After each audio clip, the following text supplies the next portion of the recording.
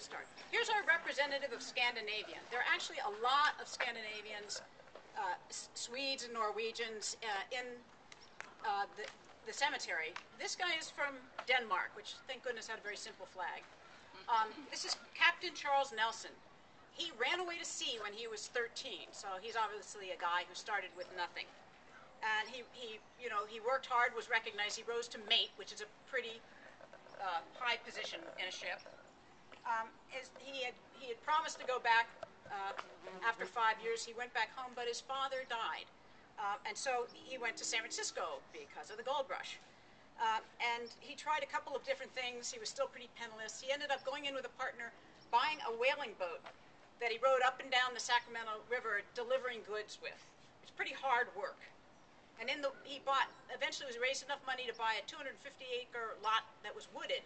And in the winter, when he wasn't rowing, he was cutting the wood there to sell to steamships. So he stayed with what he knew, which was stuff about the ocean and water. He then took and put all the savings he'd made into a company called Adams and Company. And he was caught up in the same panic as the Amen family and the Collins. Her daughter had married Collins. And he lost all of the money that he'd worked so hard for.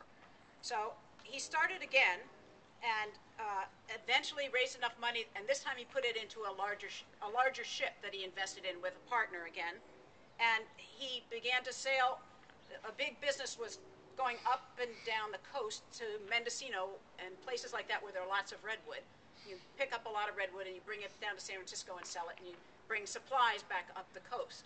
It's a very lucrative business, and he got into that and built up a larger fleet of ships doing that, got into lumbering, which he'd started out with his little lot of woods to burn on steamships. And eventually he built up a company that was doing shipping all through the Pacific, Hawaii, China, Australia, and also up and down South America. So he ended up very wealthy, and he was also a trustee of Mills College. He was very much into education and promoting that. So here's another guy, runs away to sea, at 13, and builds his life from there.